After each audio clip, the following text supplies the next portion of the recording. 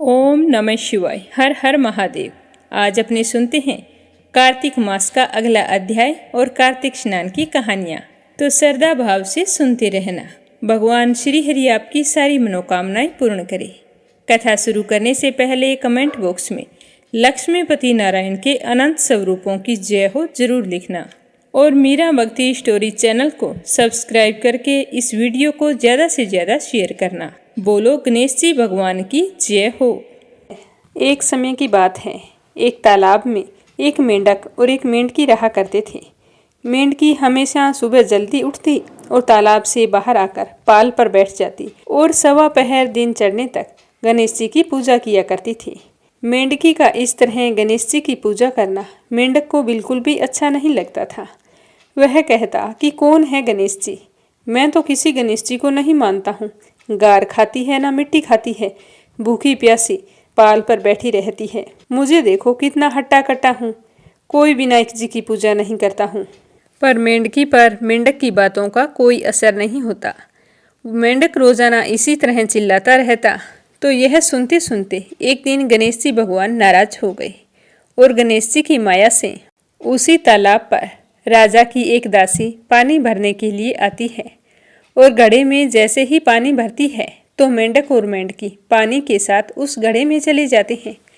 तो वो घर ले जाकर उस पानी के घड़े को भट्टी पर चढ़ा देती है और नीचे आग जला देती है। तो जैसे ही पानी गर्म होता है तो मेंढक तो बुरी तरह से जलने लगता है और ज़ोर ज़ोर से चीखने लगता है और मेंढकी अपने गणेश जी की पूजा में लगी रहती है। तो वो कहता है कि मेंढकी कि मैं तो गर्म पानी में जल रहा हूँ और तुम आराम से बैठी हो। तो वो बोली, नहीं, मैं तो बिल्कुल नहीं जल रही, मुझे तो ठंडी ठंडी हवा आ रही है।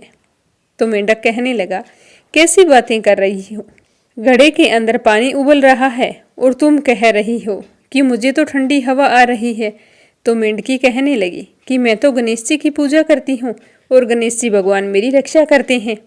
तो यह सुनकर मेंढक कहने लगा कि आज तू तेरे गणेश जी का ध्यान कर, हम इस मुसीबत से छूट जाएं, हमारी जान बच जाए। फिर आज के बाद मैं भी तुम्हारे साथ रोजाना सवा पहर दिन चढ़ने तक गणेश जी की पूजा किया करूँगा। तब तक कुछ नहीं खाऊंगा, पूजा करने के बाद ही गार मिट्टी खाया करूँगा। तो मेंढक के कहने पर मेंढकी ने मन ही मन गणेश जी का स्मरण किया। तो गणेश जी की माया से वहाँ दो सांड लड़ते हुए आए और उस मटके से टकरा गए। मटका फूट गया और मेंढक मेंढकी बाहर निकलकर तालाब में पहुंच गई। अब मेंढक को गणेश जी की माया समझ में आ गई। अब वो भी रोजाना मेंढकी के साथ सवा पहर दिन चढ़ने तक तालाब की पाल पर बैठकर गणेश जी भगवान की पूजा अर्चना किया करता था। हे गणेश जी महाराज, जैसे आपने मेंढक मेंढकी की रक्षा की, वैसे ही हमारी और हमारे परिवार की रक्षा करना, सुख समृद्धि सुख सौभाग्य बनाए रखना। बोलो गणेश जी महाराज की जय हो। अब अपने सुनेंगे विष्णु भगवान के परम भक्त एक सेठानी की कहानी। एक समय की बात है, एक नगर में एक सेठ और सेठानी रहा करते थे। उनके कोई संतान नहीं थी। सेठानी रोजाना भगवान श्री हरि विष्णु की पूजा किया करती थी। सेठ जी को उसका पूजा करना बिल्कुल भी अच्छा नहीं लगता था। वो संतान ना होने की वजह से बहुत ही दुखी रहा करते थे। सेठ जी ने कई बार सेठानी को पूजा करने से मना किया, पर सेठानी पर सेठ जी की बातों का कोई असर नहीं होता था। एक दिन दोनों में किसी बात को लेकर कहा सुनी हो गई और बात बढ़ते बढ़ते इतनी बढ़ गई कि सेठ जी ने सेठानी को घर से निकाल दिया। सेठानी घर से निकलकर जंगल की ओर चली गई। चलते चलते शाम हो गई तो सेठानी ने देखा कि एक खदान पर 4 आदमी मिट्टी खोद रहे हैं। तो उसने वहां जाकर कहा कि भैया, मुझे नौकरी पर रख लो। तो उन्होंने सेठानी को काम पर रख लिया और कहा कि तुम इस मिट्टी को खोद दो। तो सेठानी मिट्टी खोदने लगी। थोड़ी देर मिट्टी खोदी कि उसके हाथों में छाले पड़ गई। तो उसके हाथों की हालत देखकर वो आदमी कहने लगे कि बहन, लगता है कि तुम किसी अच्छे घर की महिला हो, तुम्हें काम करने की आदत नहीं है। ये काम तुम रहने दो और हमारे घर पर काम कर दिया करो। तो वो चारों आदमी उसे अपने साथ अपने घर ले आई। वह 4 मुट्ठी अनाज लाते, सारे मिल बांट कर खा लेते। तो एक दिन सेठानी ने कहा कि ऐसा करना, कल से तुम 8 मुट्ठी अनाज लाना। तो अगले दिन वे 8 मुट्ठी अनाज लाए और सेठानी पड़ोसन से आग मांग लाई और फिर अच्छा सा भोजन तैयार करके सबसे पहले विष्णु भगवान को भोग लगाया। फिर अपने भाइयों को जीमने के लिए परोस दिया। तो सारे भाई कहने लगे कि बहन, आज तो आपने बहुत ही स्वादिष्ट भोजन बनाया है। तो सेठानी ने कहा कि भगवान का जूठा हमेशा ही स्वादिष्ट होता है। इस तरह सेठानी उनके घर पर रहने लगी तो उनके घर में अन्न धन का वास हो गया और उनकी आमदनी में भी बरकत होने लगी। धीरे धीरे उसके भाइयों ने सुख सुविधा का सारा सामान खरीद लिया। फिर सारे के सारे हंसी खुशी रहने लगे। लेकिन सेठानी ने विष्णु जी को भोग लगाना नहीं छोड़ा और उधर सेठ जी सेठानी जी के जाने के बाद बड़ा ही दुखी रहने लगा, क्योंकि उसके घर से जाते ही उसका सारा अन्न धन नष्ट हो गया। अब हालत ऐसी हो गई कि उसे एक समय का भोजन भी नसीब नहीं होता था। तो उसकी दुखी अवस्था को देखकर अड़ोसी पड़ोसी कहते कि ये तो सेठानी के भाग से खाता था, उसे तो इसने निकाल दिया, अब तो इसे भूखा ही मरना पड़ेगा। तो रोजाना एक ही एक बात सुनकर सेठ जी को अपने आप पर बहुत ही पछतावा होने लगा और उन्होंने सोचा कि मैं सेठानी को ढूंढ कर लाऊंगा। तो दूसरे ही दिन सेठ जी सुबह जल्दी निकल पड़ा। ढूंढते ढूंढते वह भी उसी जंगल में पहुंच गया जहां वो चारों भाई मिट्टी खोद रहे थे। सेठ जी ने उन्हें देखा तो कहा, भाई मुझे भी काम पर रख लो। तो उन चारों भाइयों ने उसे काम पर रख लिया, लेकिन मिट्टी खोदने से उसके हाथों में भी छाले पड़ गए। तो उसकी यह हालत देखकर वो बोले कि तुम्हें काम की आदत नहीं है, तुम हमारे साथ चलो और हमारे ही घर में रह लो। तो यह सुनकर सेठ जी उन चारों भाइयों के साथ उनके घर चला गया। घर पहुंचते ही सेठानी तो घूंघट में थी, तो उसने सेठ जी को देखा और पहचान लिया, पर सेठ जी ने सेठानी को नहीं पहचाना। अब सेठानी तो भोजन तैयार कर रही थी। हमेशा की भांति भोजन तैयार किया, फिर भगवान विष्णु को भोग लगाया। तो उसके चारों भाई कहने लगे कि बहन, आज 5 थालियों में भोजन परोस दो। ये आदमी तुम्हारी तरह हमारे पास काम मांगने के लिए आया था। थोड़ी देर मिट्टी खोदने पर इसके हाथों में भी छाले पड़ गए।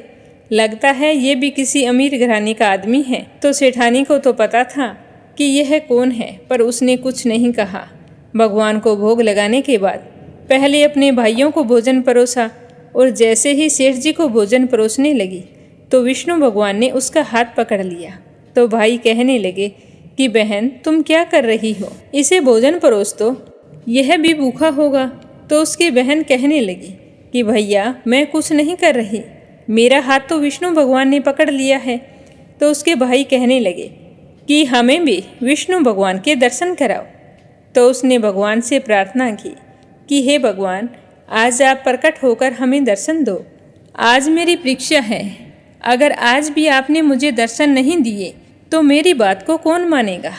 तो सेठानी के दीन वचन सुनकर भगवान श्री हरि विष्णु वहाँ प्रकट हो गए और सेठ जी से कहने लगे कि तुम्हारी पत्नी सच्ची विष्णु भक्त है, यह हमेशा मेरी पूजा करती है और आपने इसकी पूजा को ढोंग बताकर इसे घर से निकालकर अच्छा नहीं किया। इसी की वजह से आज तुम दर दर की ठोकरें खाते फिर रहे हो। तो यह सुनकर उसके चारों भाई सेठ और सेठानी का मुंह ताकने लगे।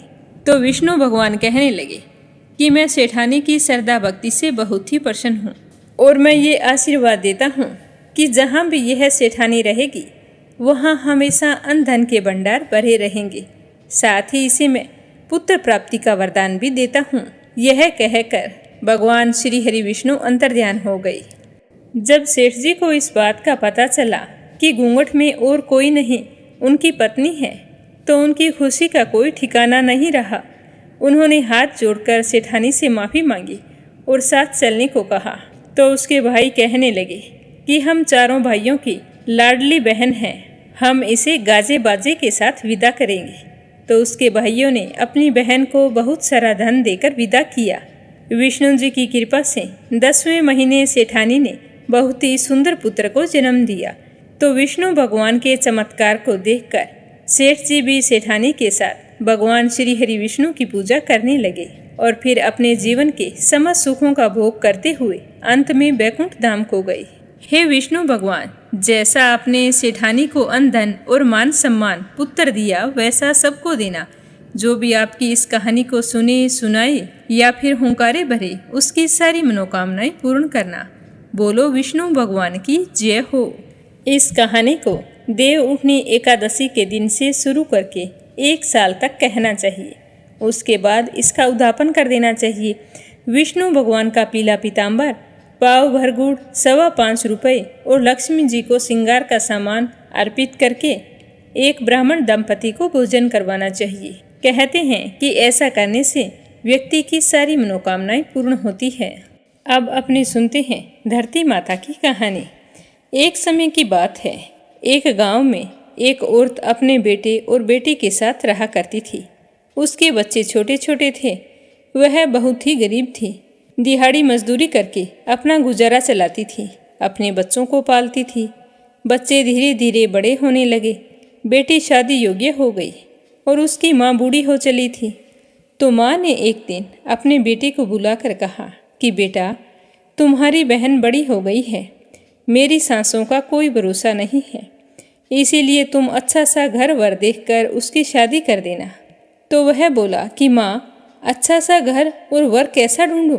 तो उसकी माँ कहने लगी कि बेटा, तुम्हारे जैसा वर देखकर तुम्हारी बहन की शादी कर देना। तो उसने कहा कि ठीक है माँ, जैसा आपने कहा है मैं वैसा ही करूँगा। कुछ समय बाद में उसकी माँ की मृत्यु हो गई। माँ की मृत्यु से दोनों भाई बहन बहुत ही दुखी हुए। भाई को अपनी माँ को दिया हुआ वचन याद आ गया। वह तो गांव गांव घूमने लगा कि मेरी बहन के लिए कोई मुझ जैसा योग्य वर ढूंढूं। पर वह तो सारे घूम घूम कर थक गया। उसे तो कोई भी ऐसा व्यक्ति नहीं मिला जो उस जैसा हो। तो एक दिन उसने बैठे बैठे सोचा कि क्यों ना मेरी बहन से मैं ही शादी कर लेता हूँ। ऐसा सोचकर वो एक दिन बाजार से शादी का सारा सामान खरीद कर ले आया।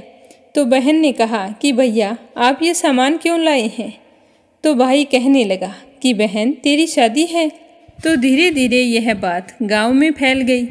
गांव वाले बड़े बुजुर्ग उससे आकर पूछने लगे कि बेटा, तुमने अपनी बहन की शादी कहाँ तय की है? तुम्हारी माँ नहीं है और ना ही तुम्हारे पिताजी हैं, और तू अभी नादान है। हमें बता, कोई अच्छा योग्य वर ढूंढा है या नहीं?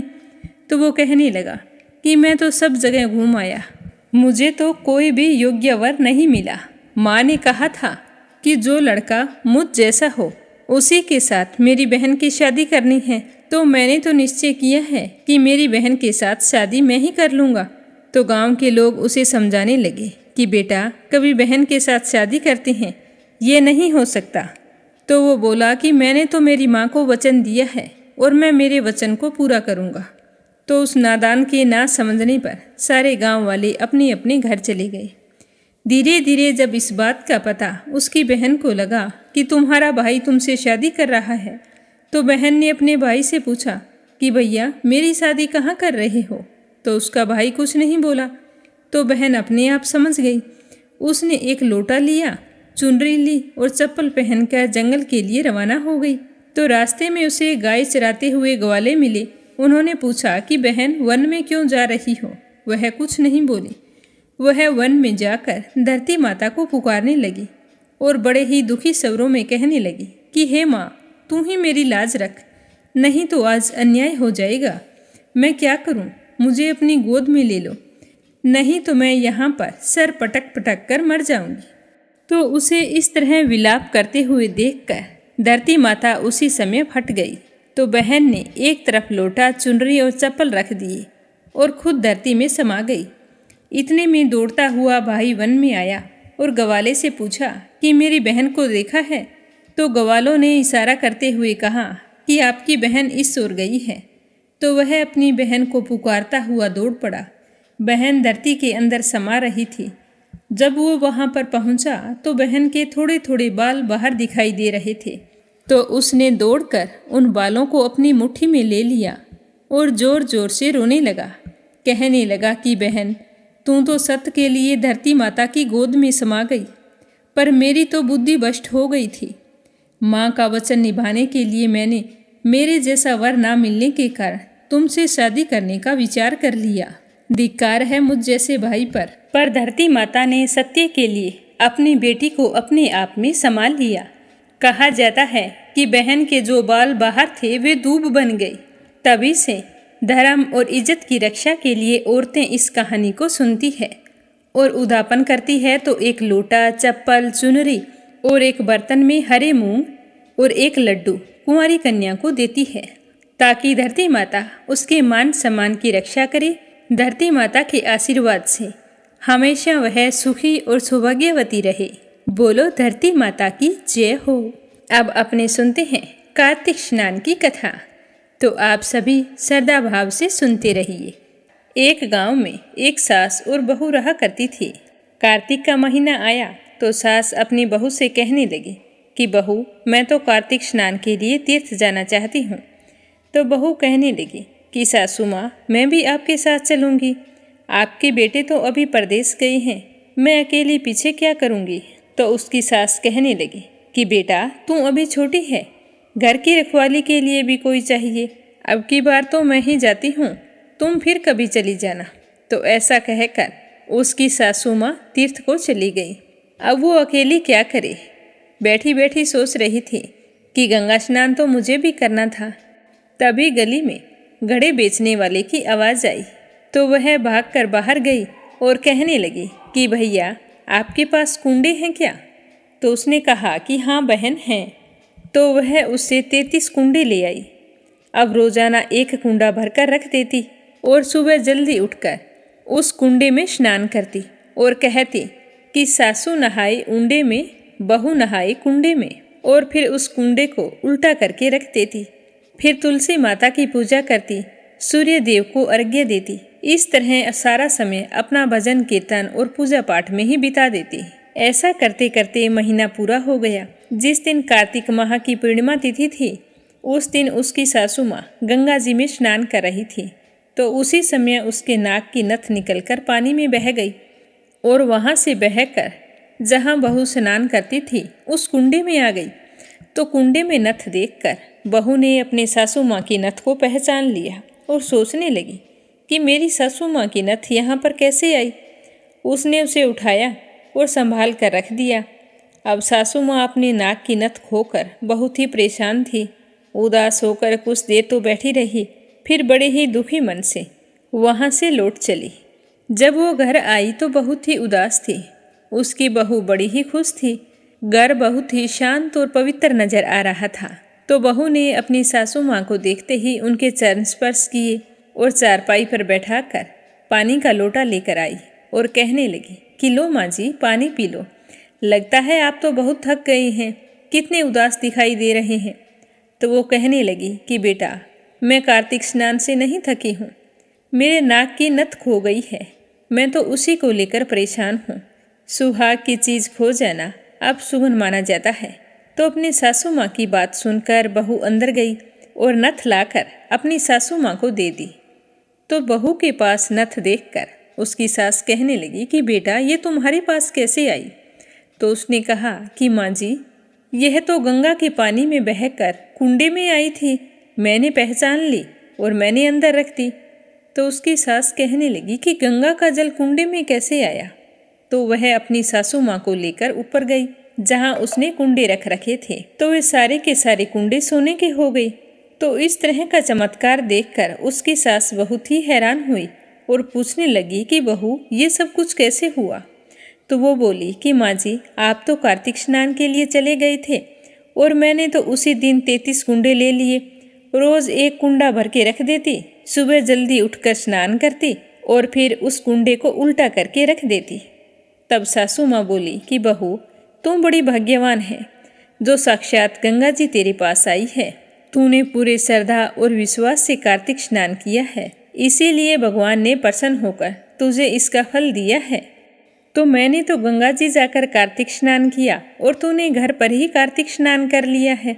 अब हम दोनों सास बहू ब्राह्मण भोज करवाएंगी। तो उसी दिन उसकी सास जाकर नगर में ब्राह्मणों को न्योता दे आई।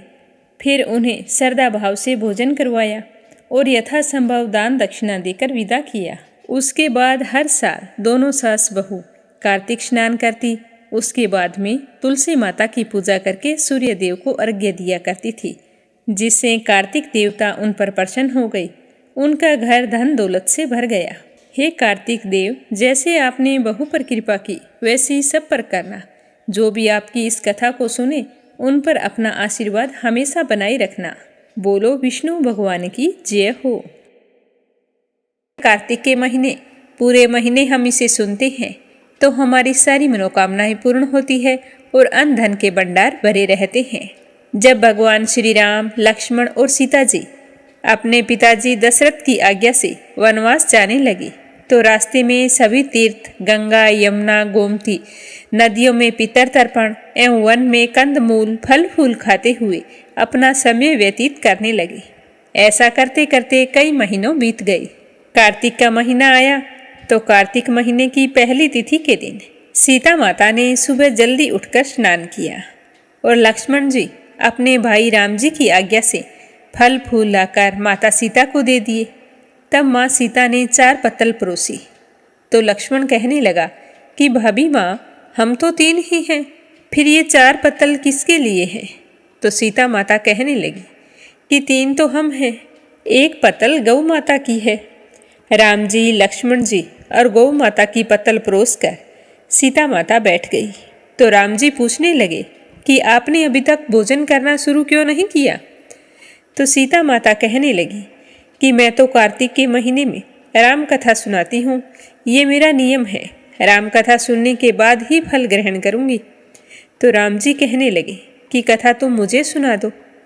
तो सीता माता कहने लगी कि आप मेरे पति हैं, मैं आपको कथा कैसे सुनाऊं?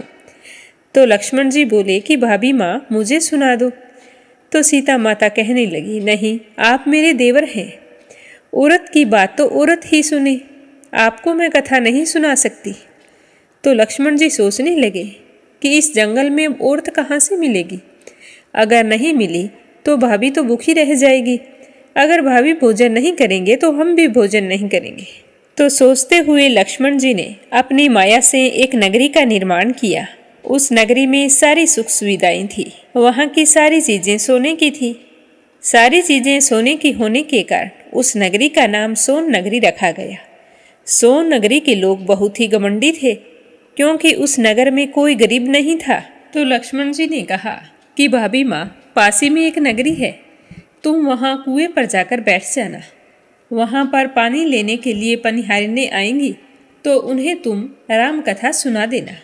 तो सीता माता कुएं पर जाकर बैठ गई तो वहाँ पर कोई औरतें पानी लेने आ रही थी, कोई जा रही थी, उनका तांता लगा हुआ था। तो देखकर सीता माता ने उनसे कहा कि राम राम बहनों। तो एक ने भी जवाब नहीं दिया, सारी चुपचाप चली गई। तो उनके जवाब ना देने पर सीता माता बहुत ही उदास हुई और वहीं पर बैठ गई। तभी वहाँ पर एक छोटी सी लड़की आई। उसे देखते ही सीता माता ने कहा कि बाई राम राम। तो उसने कहा राम राम। तो सीता माता उससे कहने लगी कि बाई, तुम मेरी राम कथा सुन लो। तो वो कहने लगी कि मेरे घर पर काम है। तो सीता जी ने कहा कि मेरे पति राम और मेरे देवर भूखे बैठे हैं। तब लड़की बोली कि मेरी भी माँ मेरा घर पर इंतजार कर रही है।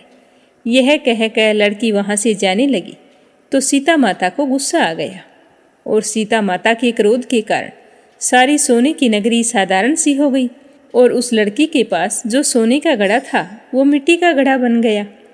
अब लड़की जब घर गई तो उसकी माँ कहने लगी कि बाई, ये क्या हुआ? तब वो लड़की कहने लगी, मेरे को तो नहीं पता। आज जब मैं पानी लेने गई थी तो वहाँ पर एक साध्वी बैठी थी, मुझसे कह रही थी राम कथा सुन ले, पर मैंने तो कहा कि मैं नहीं सुनूंगी, क्या पता उसने कुछ कर दिया हो।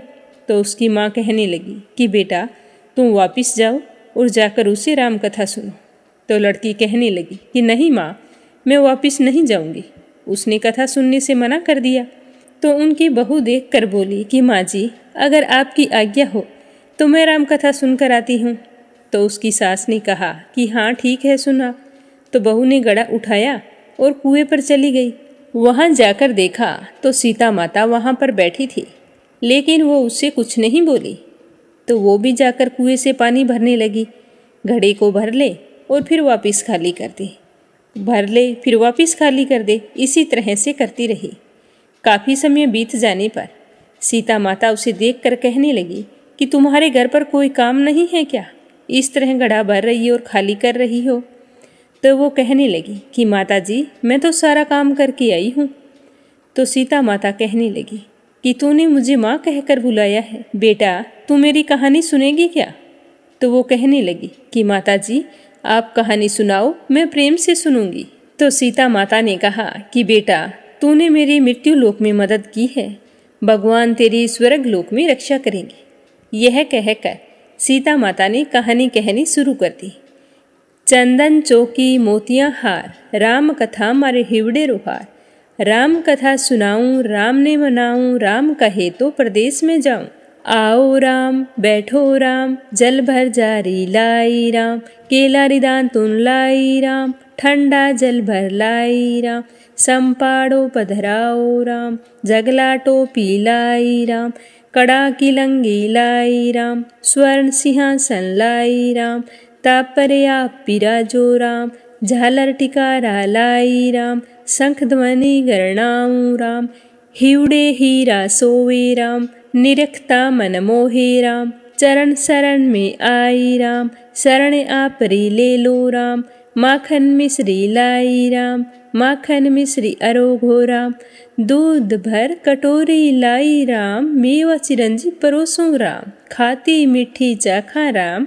चरखो फरखो अरोगो राम, रुच रुच भोग लगाओ राम। जो भावे सो ले ल्यो राम, जल भर जारी लाई राम। अबे आचमन कर लो राम, रे श्याम में गमछो लाई। हाथ मुँह पोंछ लो राम, पुष्पास्यों सेज बिछाऊं राम। आंतरिया छिड़काऊं राम, हिंगलूं डोलिया दलाऊं राम। सीताजी चरण दबावे राम, सुख बरसेज पोढ़ो राम। हाजर पंखा ढोलूं राम, थामे राम हामे राम। रोम रोम में राम ही राम, घट घट माँ बिराजो राम। मुख में तुलसी बोलो राम, खाली मिजाज कई काम को। जब बोलो जब राम ही राम, बोलो पंछी राम राम। पूर्ण होवे मंगल काम। राम कथा पूर्ण हुई तो सीता जी ने कहा कि हे बेटा, तूने मेरी राम कथा सुनी, मेरी सहायता की है, मेरे राम लक्ष्मण जी को जिमाया है। भगवान तेरी भी रक्षा करेंगे, तुझे स्वर्ग का सुख मिलेगा। तो सीता माता ने खुश होते हुए उपहार स्वरूप उसे अपने गले का हार उतार कर दे दिया। जब वो अपने घर गई तो उसका मटका सोने का हो गया। तो सासू जी ने कहा कि बहू, ये सब कुछ कैसे हुआ? तो वो कहने लगी कि माँ, मैं तो सीता माता से राम कथा सुनकर आई हूँ, ये इसी का फल है। तो उसकी सास कहने लगी कि बहू, तुम ऐसा करना, अब रोजाना नियम से सीता माता से राम कथा सुनने चली जाना। तो सास की बात सुनकर बहू ने हाँ कर दी। अब बहू तो रोजाना सुबह जल्दी जल्दी काम खत्म करती और फिर कुएं पर चली जाती, सीता माता से राम कथा सुनती। सुनते सुनते कार्तिक का महीना पूरा हो गया। तो वह सीता माता से कहने लगी कि माँ, राम कथा सुनते सुनते कार्तिक का पूरा महीना बीत गया है। अब मुझे बताओ कि उसकी उद्यापन विधि क्या है, मुझे तो इसके बारे में कुछ भी नहीं पता। तो सीता माता कहने लगी कि बेटा, 7 लड्डू ले आना और एक नारियल लाकर उसके 7 भाग कर लेना। एक भाग मंदिर में चढ़ाना, जिससे मंदिर बनवाने जितना पुण्य फल प्राप्त होगा। दूसरा भाग सरोवर किनारे गाड़ देना, जिससे सरोवर बनवाने जितना पुण्य फल प्राप्त होगा। और तीसरा भाग गौ माता को दे देना, जिससे 33 कोटि देवताओं को भोग लग जाएगा। और चौथा भाग ब्राह्मण को दे देना, जिससे आपके इष्ट देव, कुल देव और पितरों को भोग लग जाएगा। और 5वां भाग कुंवारी कन्या को दे देना, जिससे कन्या विवाह जितना पुण्य फल प्राप्त होगा। और 6ठा भाग तुलसी पर चढ़ा देना, जिससे तुम्हें तुलसी विवाह जितना पुण्य फल प्राप्त होगा। और 7वां भाग सूर्य देव को चढ़ा देना, जिससे तुम्हें यज्ञ करवाने जितने पुण्य फलों की प्राप्ति होगी। तो वह सीता माता से राम कथा का उद्यापन सुनकर बहुत ही खुश हुई और सीता माता का धन्यवाद देते हुए घर आ गई। घर आकर अपनी सास को सारी बात बताई। तो उसकी सास ने कहा कि बेटा, जैसे सीता माता ने कहा है उसी तरह नियम से इसका उद्यापन कर देना। तो उसकी बहू ने जैसे सीता माता ने बताया था उसी तरह 7 लड्डू और एक नारियल लाकर 7 टुकड़े किए और फिर एक एक लड्डू और एक एक नारियल का हिस्सा लेकर 7 जगह जैसे सीता माता ने बताया था उनको दे दिया। पूरे श्रद्धा भाव से विधि विधान से उद्यापन कर दिया और दूसरे दिन सीता माता के पास जाकर बोली कि माँ, मैंने जैसे आपने बताया था वैसे उद्यापन कर दिया है। तो सीता माता कहने लगी कि बेटा, अच्छा किया। कोई भी चीज़ का अगर हम नियम लेते हैं, चाहे व्रत हो, कहानी सुननी हो, हमें उसका उद्यापन जरूर करना चाहिए, नहीं तो हमें उसका पुण्य फल प्राप्त नहीं होता। तुमने मेरी राम कथा को 1 महीने तक नियम से सुना है तो तुम्हें भगवान का आशीर्वाद जरूर मिलेगा। अब 7 दिन के बाद में बैकुंठ से विमान आएगा, तुम उसमें बैठकर स्वर्ग लोक को चली जाना। तो वह सीता माता की बात सुनकर अपने घर आ गई। ठीक 7 दिन पूरे हुए तो स्वर्ग से विमान आया। तो विमान देखकर बहू कहने लगी कि सासू माँ, स्वर्ग से विमान आया है। तो उसकी सासू ने कहा कि बेटा, तेरे ससुर व मुझे भी ले चल, तेरे माता पिता को ले चल, सारे कुटुंब परिवार को ले चल, अड़ोसी पड़ोसी को ले चल। तो बहू ने सबको बैठा लिया, पर विमान तो अब भी खाली था। तभी उसकी ननद बाईसा वहाँ पर आई और कहने लगी कि भाभी माँ, मुझे भी ले चलो। तो जैसे ही वो विमान के नज़दीक आई तो खाली विमान एकदम से भर गया। तो वो कहने लगी कि भाभी सा, ये क्या है? उसकी सास भी कहने लगी कि मेरी बेटी को देखते ही विमान कैसे भर गया? तो उसकी बहू कहने लगी कि माँ जी, ननंद बाईसा ने अपने जीवन में कभी भी कोई धर्म पुण्य का कार्य नहीं किया है, तो इसे स्वर्ग में अभी जगह नहीं मिलेगी। तो उसकी ननंद कहने लगी कि भाभी, मैं तो अज्ञानी हूँ, ना समझ हूँ, नादान हूँ, मुझे बताओ कि मुझे धर्म कर्म कैसे करना है। तो उसकी भाभी ने कहा कि तुम पहले कार्तिक मास में राम लक्ष्मण की कथा सुनो, फिर आपके लिए भी बैकुंठ से विमान आएगा। इस तरह वो ननंद भाभी बात कर रही थी कि सारे गांव के लोग इकट्ठे हो गए और पूछने लगे कि बहू, तूने ऐसा कौन सा पुण्य काम किया था जिसके पुण्य प्रताप से तुम्हें स्वर्ग से विमान लेने आया है? तो बहू कहने लगी कि मैंने तो कुछ नहीं किया, मैं तो सीता माता से प्रतिदिन राम कथा सुनती थी और नियम से उद्यापन भी किया है।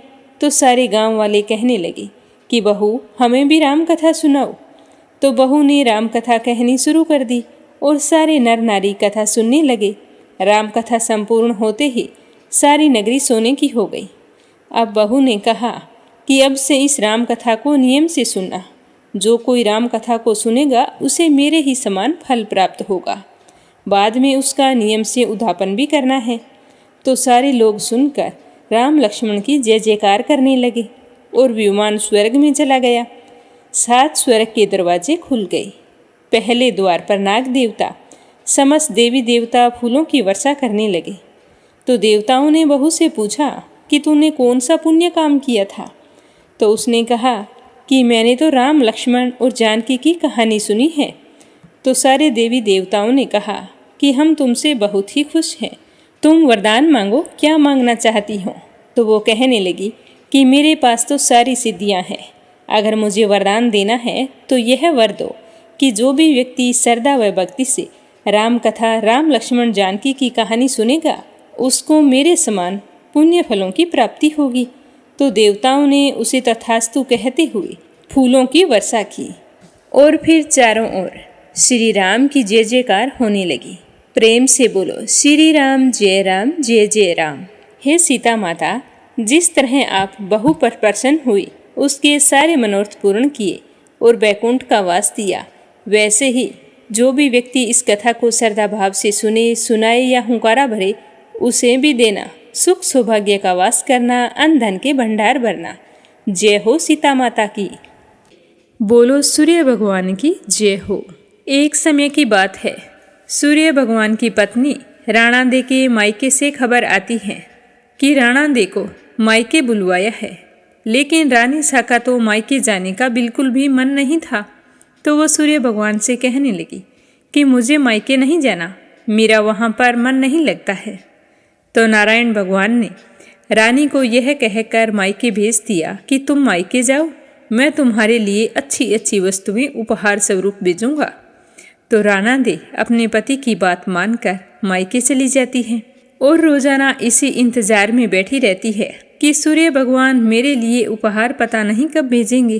कुछ दिनों के बाद में एक दिन सूर्यदेव राणा दे के लिए चौपड़ पासा, पचेटा, आटी डोरा आदि वस्तुएं बेचते हैं, तो वे चीज़ें सबसे पहले राणा दे की भाभियों को मिल जाती हैं।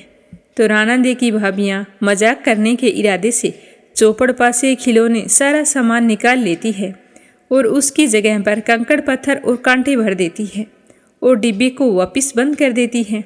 फिर वो डब्बा राणा दे को दे आती है। कहती है, ननंद बाई सा देखो, नंदोई जी ने क्या भेजा है। तो यह देखकर राणा दे बहुत ही खुश होती है और उतावली होकर जैसे ही डिब्बे में हाथ डालती है तो उसके हाथ में कांटे चुभ जाते हैं। तो यह देखकर उसकी भाभियां हंसने लगती हैं। तो राणा दे इसे अपना अपमान समझती है और उसे गुस्सा आ जाता है। वो चुपचाप खड़ी होकर अंदर चली जाती है। कुछ दिनों के बाद में सूर्य नारायण राणा दे को लेने के लिए आते हैं। तो राणा दे सूर्य भगवान से बातचीत नहीं करती। तो सूर्य देव सोचते हैं कि पहले तो मायके आने का मन नहीं कर रहा था, अब लगता है जाने का मन नहीं कर रहा, इसीलिए राणा दे उदास और चुपचाप हैं। सूर्य भगवान को इस बात की खबर नहीं थी कि उनका भेजा हुआ सामान उनकी भाभियों ने बदल लिया। तो वो राणा दे को विदा करवाकर अपने साथ ले आते हैं। लेकिन ये क्या, राणा दे तो ससुराल आने के बाद भी वहाँ पर किसी से बात नहीं करती।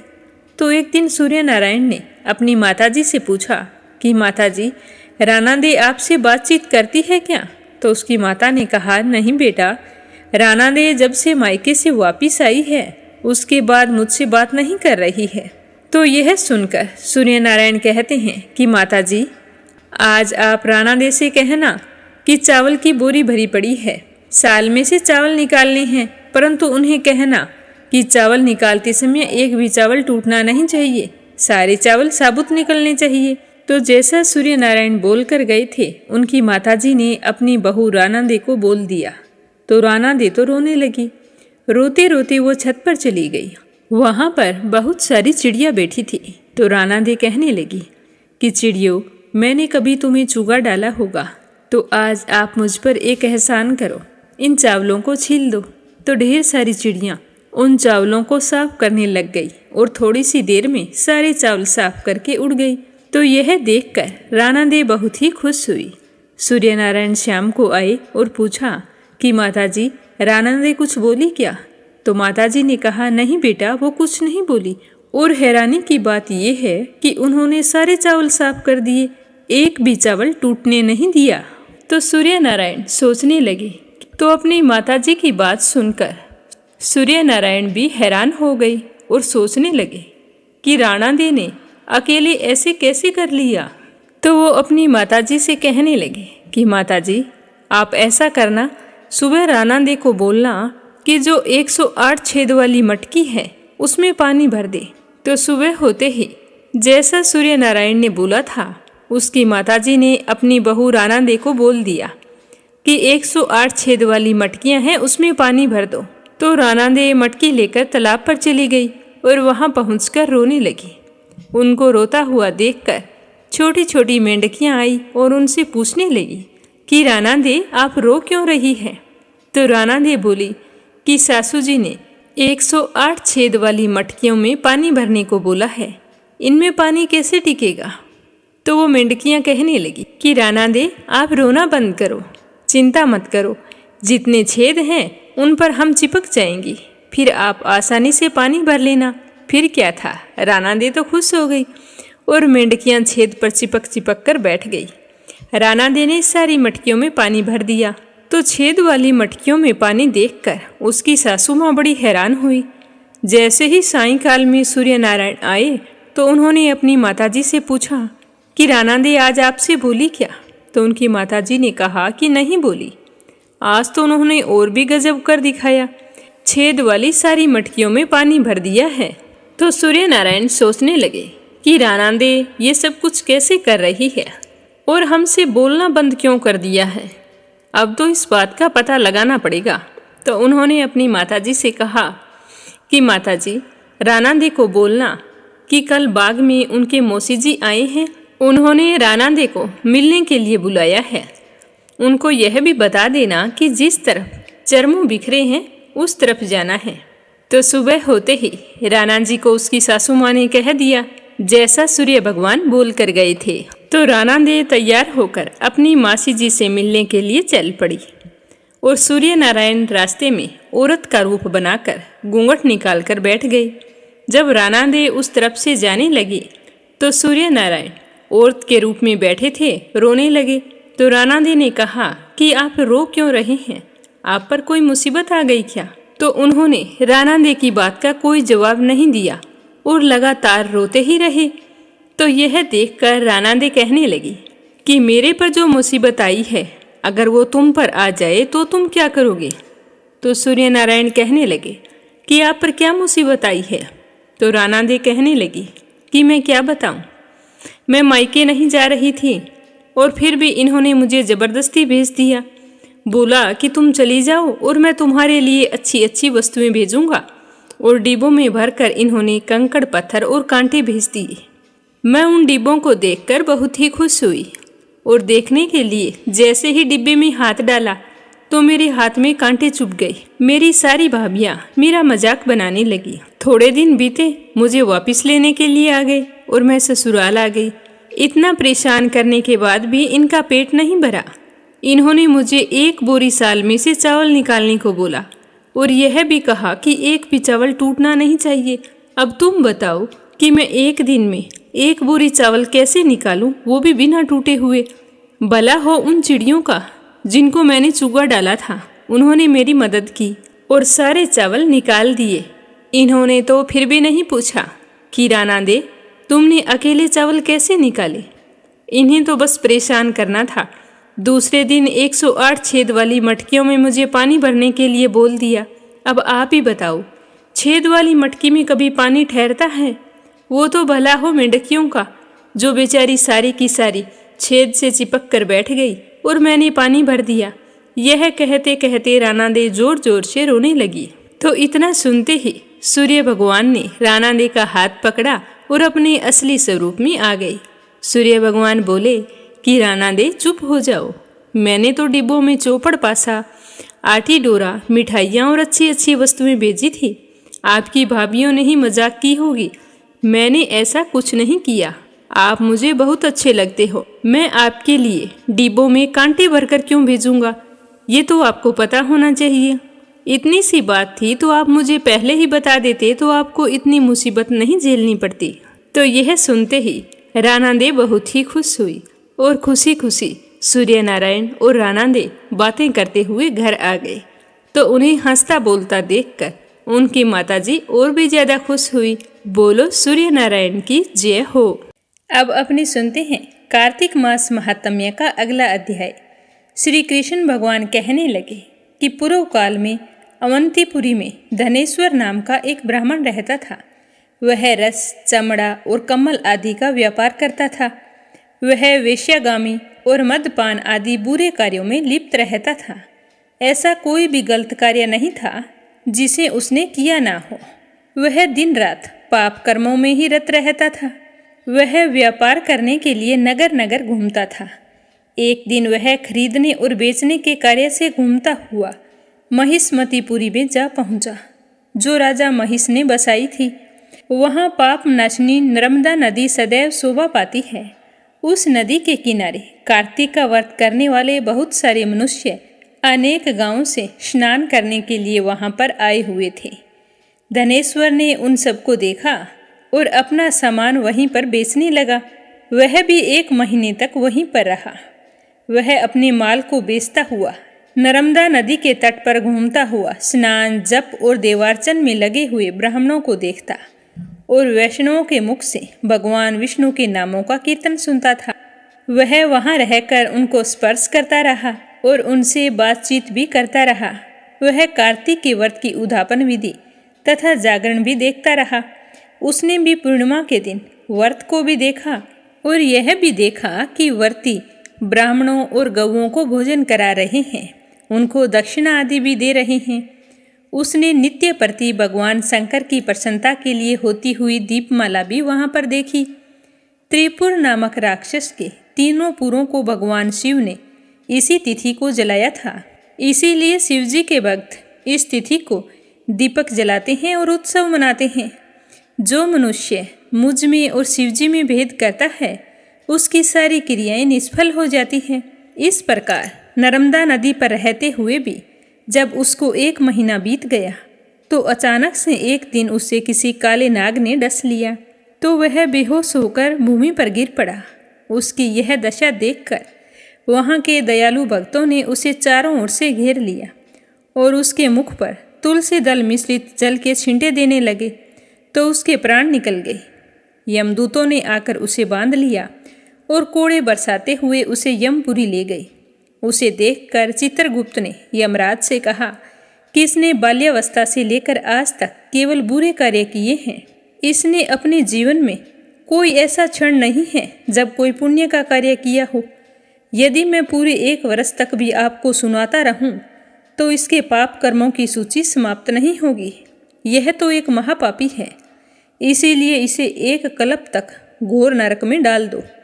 तो चित्रगुप्त की बात सुनकर यमराज ने कुपित होकर कालनेमी के समान अपना भयंकर रूप दिखाते हुए अपने अनुचरों को आज्ञा देते हुए कहा कि हे प्रेत सेनापतियों, इस दुष्ट को मुग दर्रों से मारते हुए कुंभीपाक नरक में डाल दो। तो सेनापतियों ने मुग दर्रों से उसका सिर फोड़ते हुए कुंभीपाक नरक में ले जाकर खोलते हुए तेल के कड़ाहे में डाल दिया। प्रेत सेनापतियों ने उसे जैसे ही तेल के कड़ाहे में डाला, वैसे ही वहाँ का कुंड शीतल हो गया। ठीक उसी प्रकार जिस प्रकार पूर्व काल में प्रहलाद जी को डालने से दैत्यों की जलाई हुई आग ठंडी हो गई थी। यह विचित्र घटना देखकर प्रेत सेनापति यमराज के पास गए और उनसे सारा वृतांत कहा। सारी बात सुनकर यमराज भी आश्चर्यचकित हो गई और इस विषय में पूछताछ करने लगे। उसी समय नारद जी वहाँ आए और यमराज से कहने लगे कि हे सूर्यनंदन, यह ब्राह्मण नरकों का उपभोग करने योग्य नहीं है। जो मनुष्य पुण्य कर्म करने वाले लोगों का दर्शन, स्पर्श और उनके साथ वार्तालाप करता है, वह उनके पुण्य का 6वां अंश प्राप्त कर लेता है। यह धनेश्वर तो 1 महीने तक श्री हरि के कार्तिक व्रत का अनुष्ठान करने वाले असंख्य मनुष्यों के संपर्क में रहा है, अतः यह सब उनके पुण्य अंश का भागी बन चुका है। इसे यह अनिच्छा से पुण्य प्राप्त हुआ है, इसीलिए यह यक्ष की योनि में रहे और पाप भोग के रूप में सब नरक का दर्शन मात्र करके ही यम यातना से मुक्त हो जाए। भगवान श्री कृष्ण ने कहा कि सत्यभामा नारद जी के इस प्रकार कहकर चले जाने के पश्चात धनेश्वर को पुण्य आत्मा समझते हुए यमराज के दूतों को उसे नरक दिखाने की आज्ञा दी और वह नरक के दर्शन मात्र करने से ही यम यातना से मुक्त हो गया। बोलो विष्णु भगवान की जय हो। तुलसी माता की कहानी। बोलो तुलसी माता की जय हो। कार्तिक का महीना था। गांव की सारी औरतें तुलसी जी को जल सींचने जाया करती थी, तो उनके साथ एक बूढ़ी औरत भी जाती थी। जब वो गांव की औरतें जल सींचती तो बूढ़ी औरत वहाँ पर बैठी रहती। जब वो सारी की सारी जल सींच कर घर आ जाती तो बूढ़ी माई खड़ी होकर तुलसी माता से कहती कि हे तुलसी माता, सत की दाता, मैं बिड़ला सींचती हूँ तेरा, तू करना निधार मेरा। हे तुलसी माता, मुझे बहू दे, पीताम्बर की धोती दे, मीठा मीठा घास दे, बैकुंठा का बास दे, चटक की चाल दे, पटक की मोत दे, चंदन का सा काट दे, रानी का सा राज दे, दाल भात का भोजन दे, 11 की मोत दे, कृष्ण जी का कांधा दे। तो जब यह तुलसी माता सुनती तो सोचती कि इसे सब कुछ दे दूंगी, लेकिन भगवान श्री कृष्ण का कांधा कहाँ से दूंगी। तो इस तरह सोचते सोचते तुलसी माता तो सूखने लगी। एक दिन भगवान ने पूछा कि तुलसी, तुम सूख क्यों रही हो। तो तुलसी माता कहने लगी कि एक बुढ़िया रोज यहाँ पर आती है और मुझे कहती है कि हे तुलसी माता, सतगी दाता, मैं बिड़ला सिंचा तेरा, तू कर निधार मेरा। मुझे बहू दे, पीताम्बर की धोती दे, मीठा मीठा घास दे, बैकुंठा में बास दे, चटक की चाल दे, पटक की मोत दे, चंदन का काट दे, रानी सा राज दे, दाल भात का भोजन दे, 11 की मोत दे, कृष्ण जी का कांधा दे। तब आप ही मुझे बताओ कि मैं उसे सब कुछ दे दूंगी, लेकिन कृष्ण का कांधा कहाँ से लाऊंगी। तो तुलसी की बात सुनकर भगवान कहने लगे कि वो चिंता तुम छोड़ दो, तुम हरी भरी हो जाओ। जब वो मरेगी तो मैं अपने आप कांधा देने आ जाऊंगा। तो यह सुनकर तुलसी माता बहुत ही खुश हुई और फिर से हरी भरी हो गई। कुछ समय बाद एकादशी के दिन बुढ़िया मर गई तो गांव के सारे लोग इकट्ठे हो गए। जब बुढ़िया माई को ले जाने लगे तो वह किसी से भी उठाई नहीं जा रही थी। गांव वाले कहने लगे कि यह तो बड़े नियम धर्म वाली थी, कभी भी किसी का इसने बुरा नहीं किया, तो आज ना जाने कौन से पाप कर्म आड़े आ रहे हैं जो ये किसी से भी उठाई नहीं जा रही। अब इसका अंतिम संस्कार कैसे करेंगे? इसी तरह सोच रहे थे कि तभी एक 12 बरस का बालक वहां आया। वो कहने लगा कि मुझे इस बुढ़िया के कान में कुछ कहना है, तो ये बुढ़िया माई हल्की हो जाएगी।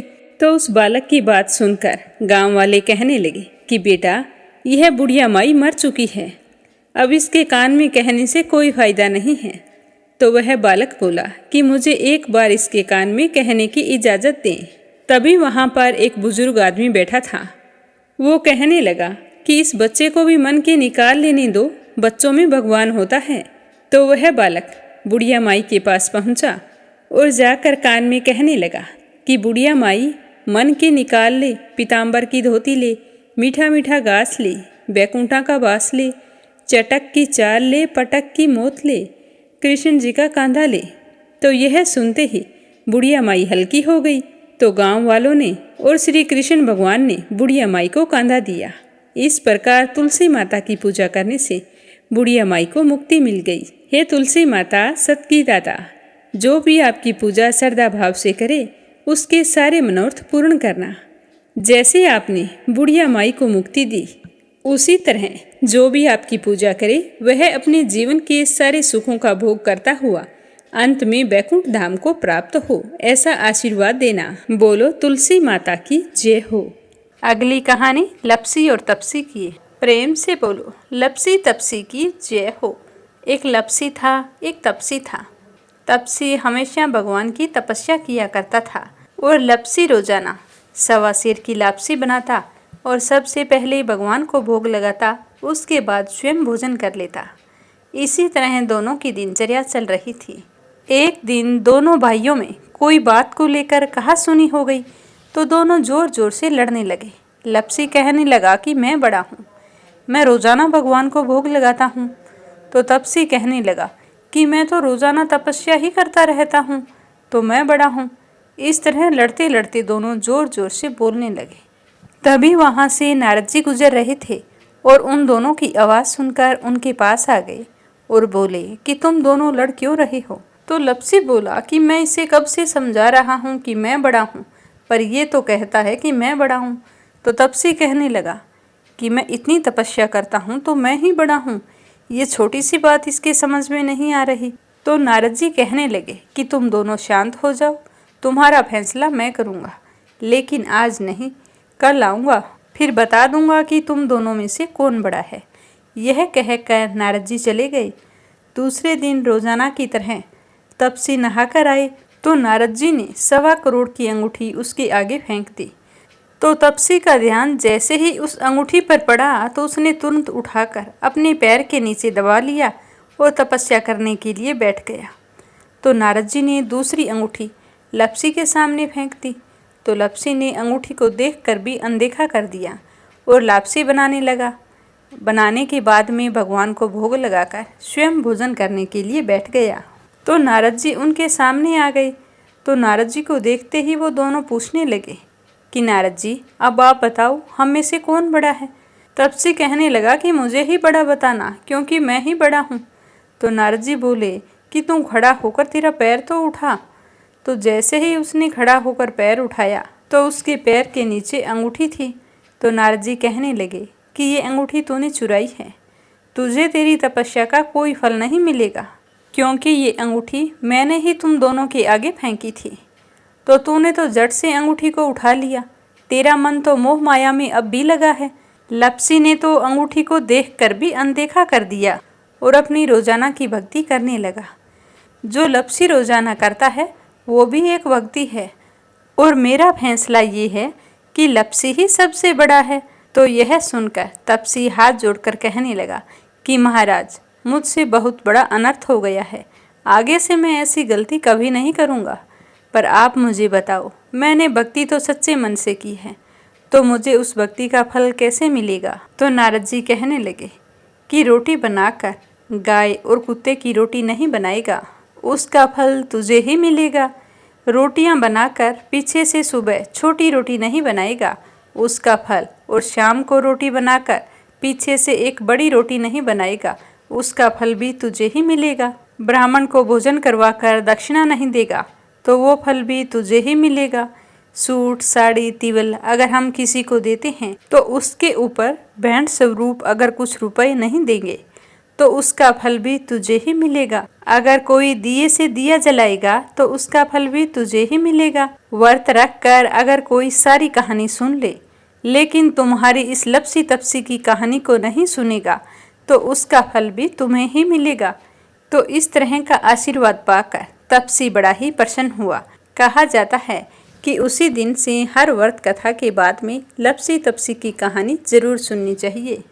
कहानी सुनने के बाद में कहना चाहिए कि लपसी का फल लपसी को मिले, तपसी का फल तपसी को मिले। हमारी कहानी का, हमारे व्रत का और हमारे पूजा पाठ का पुण्य फल हमें मिले। कथा समाप्त होते ही कमेंट बॉक्स में लक्ष्मीपति नारायण की जय हो जरूर लिखें और मीरा भक्ति स्टोरी चैनल को सब्सक्राइब करके वीडियो को ज़्यादा से ज़्यादा विष्णु भक्तों में शेयर करें। भगवान श्री हरि आपकी सारी मनोकामनाएं पूर्ण करें। कल फिर मिलेंगे अगले अध्याय और कथा के साथ। आप सभी की मंगल कामना के साथ। ओम नमः शिवाय। हर हर महादेव।